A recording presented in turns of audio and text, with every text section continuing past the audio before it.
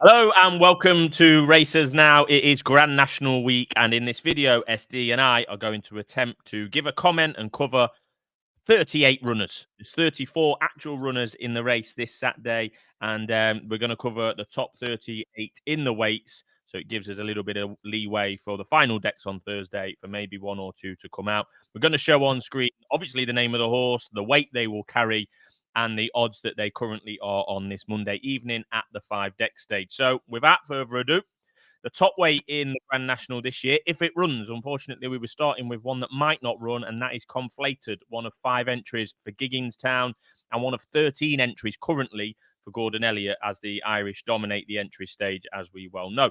Might not run due to the heavy ground. It does have alternative options actually at Aintree this week on Thursday in the Aintree Bowl and Friday in possibly the Mellon Chase. Clearly the class horse in the race, hence why he is top weight, but jumping errors on 2 of his last 3 starts is obviously not very good, but was a very good third in the Ryanair when we last saw him, to be fair. Bit of an eye catcher there. Unlikely to stay this trip on this ground, in my opinion, and his jumping is clearly a worry.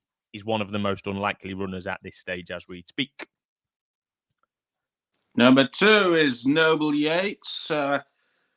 The posh dentist rode him to win this race 2 years ago, owned by an even posher owner in Robert Whaley Cohen. Got to get 2 bits of the surname in. Probably too high in the weights, had a good season hurdling. Will probably get round, but 7th or 8th at best. 20 to 1 there, Noble Yates. Capodanno, one of 5 entries for JP McManus at this stage, and what a season them colours have had for the famous owner over from Ireland.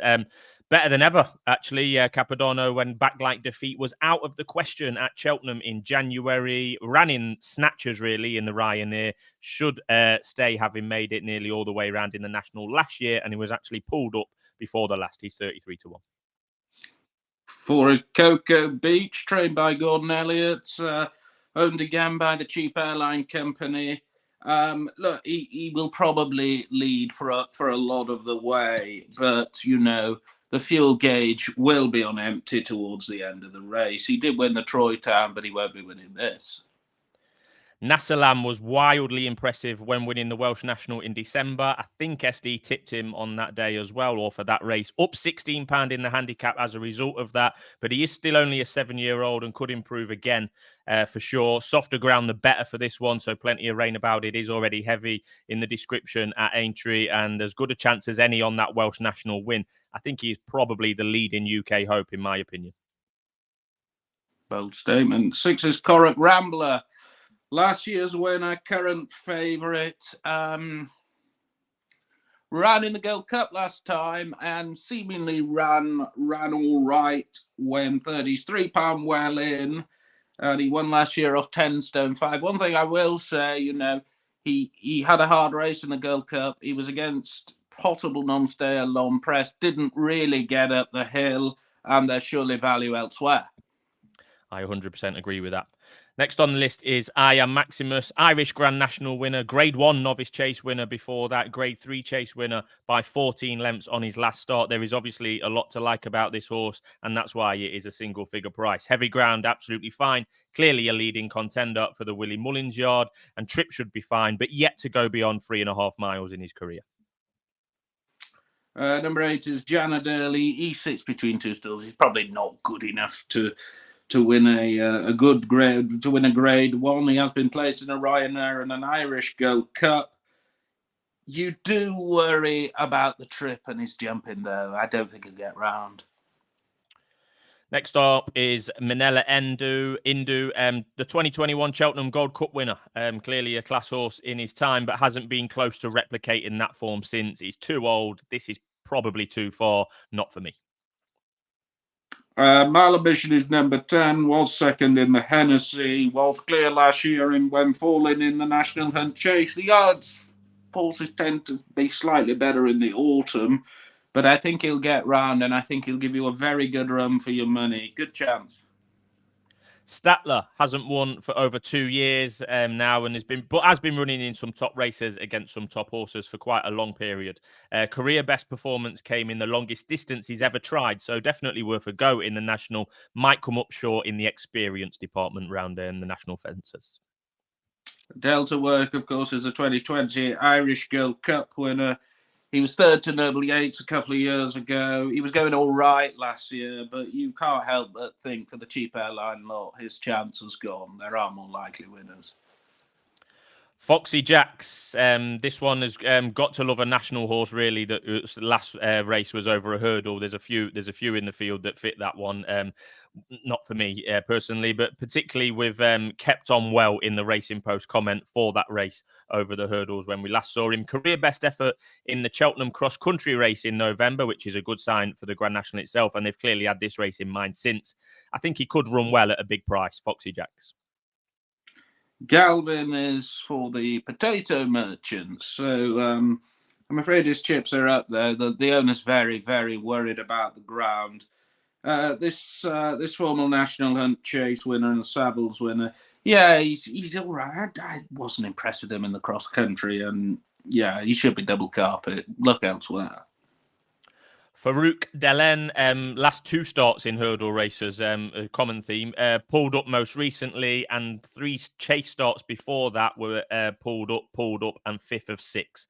The form doesn't look good. That's why he's 66-1. I mean, God knows how he's even qualified for this race, to be honest with you. I actually don't know. Ideal profile for an Irish contender if you want one under the radar with that kind of form, but shouldn't be getting anywhere near winning, in my opinion. Eldorado Allen was pulled up last time in the Ultima, and he's not been very good this season. He ran a dreadful race at Plumpton. Before that, has won a Denman Chase where he beat Royal Pagaille, but he certainly won't be winning this one.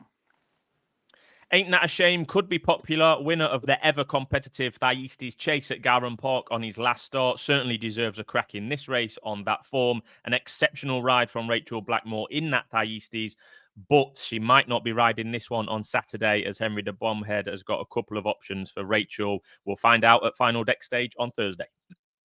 Vanier is near the top of the bet. It's easy to see why. He's £7 better off with Correct Rambler last year and was arguably given a bit too much to do. At one time, Albert Bartlett winner, he should run well. I don't think he'll win. I think you might get a place out of him. Mr. Incredible's right up there in the market. Another Willie Mullins horse who was second in the Midlands National last month, running well enough in this race last year until the saddle slipped on the second lap. Only 11 career starts to his name. A definite chance if he starts, which he hasn't always done in his life, but he should be starting in the National with all the Lowe's runners. Hopefully the atmosphere doesn't get to him. A leading chance. Late Night Pass, well, it would be a fairy story if this horse was the first hunter chaser to win since Grittar back in the 80s. He's bred by Pippa Ellis, who owns him, and Gina Andrews will ride him. I think he'll probably get a good ride and will finish in the first 8, but it's hard to see him winning this. Minela Crooner pulled up on the 3 starts he's had in double-figure fields over fences, so that's not ideal with 34 runners going to post for this one. Stamina doubts, not for me. Run Wild Fred hasn't won for 3 years, has been second in an Irish National and will probably stay, but he's not a good jumper and he really does need to rejuvenate back to form. Another one for the cheap airline lot. You'll be saying that quite often. Adamantly Chosen is the next one. Beat Roy Marge by 14 lengths last time out, but does have stamina questions to answer. Lowish weight and only 7 years old, so slightly unexposed, but too many unknowns for me. Former National Chase runner-up, Chemical Energy. It's crap, really. I mean, he was sold for 215 grand. I'm not 100% sure he stays, and he's not the best handicapped horse either. Again, look elsewhere. Totty, former Topham Chase winner over the national fences at Aintree, and 3 wins in 4 tries at Aintree in total. Usually held up, so we'll need plenty of luck here, and he's definitely in the veteran stage of his career now. Limerick Lace is in cracking form. You wouldn't be certain he'd get the trick, but he's very dangerous if he does. Trained by a very shrewd man and owned by a very shrewd man in Gavin and JP. and bids to become the first mare since Glengoyne all the way back in 1951 to win this. If he stays, he's a massive chance or so.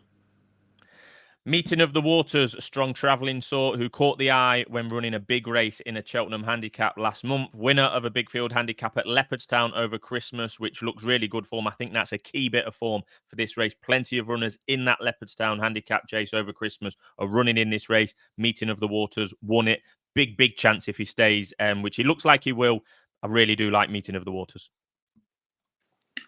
Wamage, ridden by honorary Frenchman James Reevely and trained by Paddy Griffin. It'd be a lovely story if he won, given he's towards the end of his career. Paddy's getting on a bit. Ran really well, went 7th in this last year.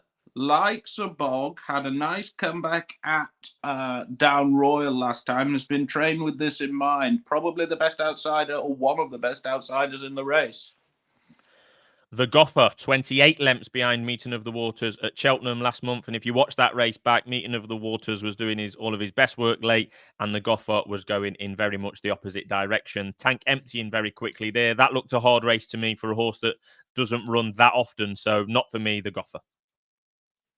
All-girl lineup for Schomburg, trained by the wonderful Venetia Williams and ridden by Lucy Turner. I saw her mother at Worcester in September. Won the Beecher, getting on a bit. It's pretty hard to see him winning this, but he should give Lucy a pretty good ride. Ekle Deria. I've probably made an absolute mess of that name, but he is 100 to 1, so you might not be hearing much of him after this anyway. Possible early leader, or he'll probably like to be. He likes to go forward. One of a few that ran in, but didn't complete the ultimate last month. First try beyond 3 mile, 2 furlongs. A lot to find on form. Could be 200 to 1. Gallia de Lateau might be the best hope for Britain. Again, she's a mare, so we're going back to 1951, aren't we? But she ran a really nice race at Warwick. She was abominable next time at at Exeter. They get a bog at Uttoxeter. She'll go on the ground, and Skelton will want to win this for the Trainers' Championship. She's not completely dismissed. Glengoyne, another early pace angle, taking the biggest jump up in trip of all runners, I think, in this year's National. Has been running over 2 miles, 2.5 miles quite recently. So a massive step up in trip. But Willie Mullins probably knows what he's doing by now. Very obvious doubts about that trip. Decent enough form earlier in the season. Again, over much shorter trips, and just tried to go too quick, too early at Cheltenham before emptying quickly, 66 to 1. One who definitely will stay is Kitty's Light, trained by Christian Williams. It'd be a lovely story with his daughter having leukemia. That would be a lovely result. Been kept to hurdles this year. Has won an Ida Chase, a Scottish National, and a Bet365 Girl Cup. I don't think Kitty's Light is built for these fences, and I think he's plenty short enough at 14 to 1. That's the top 34 covered. So we're now running on to the final 4 horses of this video that aren't at the moment guaranteed to get a run. But if one of those we've already mentioned, like Conflated, comes out, these guys will be next on the list to get in. And Panda Boy is number 35 on the list currently and as short as 14 to 1. So the market definitely thinks that he will get in. I'm pretty much sure if you bet in now, you're going to get non-runner, no bet anyway. This Panda Boy form in and around some good horses in the last 12 to 14 months. The likes of I Am Maximus, Minela, Endo, Meeting of the Waters, etc. We've already mentioned those 3 with good chances, and Panda Boy's got form around those ones. A quieter season than most, hence why he's lower, one of the lowest in the weights, and not guaranteed to run at this stage, but very good run behind Meeting of the Waters in that Christmas handicap at Leopardstown. A typical warm-up in a hurdle race last time out. Big chance if running. Melina Girl went very well at Cheltenham earlier in the season. Is trained by a very shrewd man in Gavin Cromwell. Another mare. She'd be near bottom weight. I could see her running reasonably well at a price. Talking of one possibly running well at a price is this Desertmore House. Very intriguing or head-scratching campaign this year. The last chase that this horse ran in was a novice race, believe it or not, where he was last of 4 in a novice chase. And then the last race of any type he ran in was a handicap hurdle. But before that, he had form ties with that good Leopardstown race at Christmas that I've now mentioned 3 times. In with Meeting of the Waters there. Yeah, interesting, but a real head scratcher from a campaign and form perspective. Kinado Quetu has absolutely no chance at all. You are throwing your money away. You might as well burn it. Right, well, that's all. That's all the runners and riders ran through there. Plenty of research gone into that. So that leaves me to ask the question, SD. Who wins the national? Who you back in? One at a bigger price and possibly one at a shorter price from everything we've covered there, really. Well,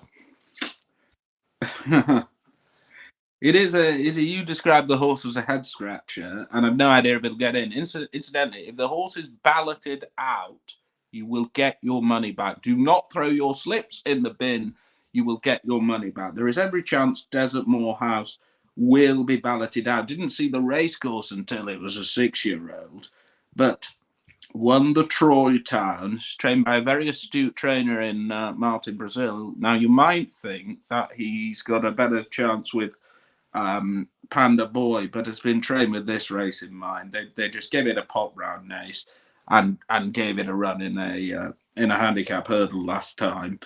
I think he is very unexposed after just 6 chase runs. He reminds me quite a bit of Noble Yates, who won this a couple of years ago, and he's progressive, and I think 40-1 is far too big for him. He doesn't get in, which is entirely possible. Mr. Incredible was absolutely cantering last year, and unfortunately, the saddle slipped on the canal turn. I think he's got a good chance here. Ran pretty well at Uttoxeter. Has refused to race in the past, but Willie seems to have got that out of him, and I think he'll run well. And I must say, for full disclosure, I've also backed Warmage each way for the reasons I've just given. I think he'll give supporters of the French jockey and the Irish trained horse a very good run for their money, especially if it keeps raining. Now, just on to the weather forecast. It depends which forecast you use, but certainly there is quite a bit of rain due at Aintree this week. It might get a bit drier towards the end of the week, and I think it's almost certain that the National is going to start on soft ground, although just worth pointing out that Thursday and Friday in particular do look fairly warm days, and conditions may dry. It'll probably become tacky, but I think we're going to start the National on soft ground. Yep, fair enough. I think he's obviously been well found in the market, but I Am Maximus has clearly got a leading chance. He's 7-1. You think he can jump? I don't think he can jump. Oh, he's an Irish Grand National winner. I think that the Grand National itself is becoming less unique as the years go by, whether that be number of runners, the how difficult the fences are. So yeah, it's becoming less unique as time goes on. Yeah, and I think he's clearly got a leading chance, hence why he's 7-1. I don't like his jumping. I do not like that horse's jumping. Well, yeah, that's fair enough. Yeah, heavy ground fine, won a grade 3 chase, on his last start by 14 lengths. But the shortlist would be, and obviously we'll put our official bets up on Thursday's usual show. The shortlist would be of 3, really, all of which I mentioned in my segments. Nassalam has got to be interesting of 20-1. He was so impressive in that Welsh National, bolted up there. He is up £16 as a result of that, but he's still only 7 and has the right to improve further. Softer ground, the better. And as you say, the weather forecast could be pretty bleak. I think one a mid price, if you like, or it's certainly still near the top of the market. Meeting of the Waters. I just think he sometimes is a little bit keen, but travels so strongly. Ran a perfectly good race at Cheltenham last month. I think he'll stay, although this is his first try over a marathon trip. And that form line in that handicap chase at Leopardstown over Christmas, the winner could quite well come from there. It goes without saying. So Meeting of the Waters at 12-1. And then at a bigger price, I was just looking earlier as I was scrolling through that Foxy Jacks. I think that was quite impressive what he did in the cross country at Cheltenham in November. the cross country at the festival didn't take place. And I think that is actually of detriment to horses like Delta Work and Galvin, who have ran, and Delta Work has won the festival cross country chase. That not taking place has obviously hindered their preparation. They would usually go to that and then come to the Grand National. That's not happening this year. But Foxy Jacks has been for a trot round in a handicap hurdle. The perfect, like I said earlier, kept on well. I think finished fourth, something like that. So Foxy Jacks at a big price, but trained by Mouse Morris, who of course had the first maiden chase to win it in donkey's years in Ruler of the World. Some of us were on that. Do you remember? Yes, yeah, I do remember. Nasalam, Meeting of the Waters near the top of the market, and Foxy Jacks for me. Be interesting to see what gets in later in the week, because two of the particularly one of the shortest price horses in the market is currently not in. But as Conflated at the moment is probably odds on not to run in this race. So at least one of those four. I'm advising Desertmore House as a bet now, viewers. Right. This horse, if he gets balloted out, fine. It's non-runner, no bet. I think it's got a great chance. Just a very quick word: if it does get in, and it's going to be a miracle, Famous Bridge will run very, very well if it gets in. You love Famous Bridge. Famous Bridge won't be in, and SD has tipped him for the Scottish National, which is a week on Saturday at 20-1. So, we'll be back Thursday as normal. All 38 runners at the top 38 currently covered there for the Grand National. So, make sure you check it out. We've got all sorts of content up at the minute, from anything from the Guineas to the National to the usual Thursday slot. And SD. Look at my There could be a very, very big surprise on Racers Now 24 hours from now. That's all I will say. Keep it tuned here, and we'll be back Thursday. Strip poker.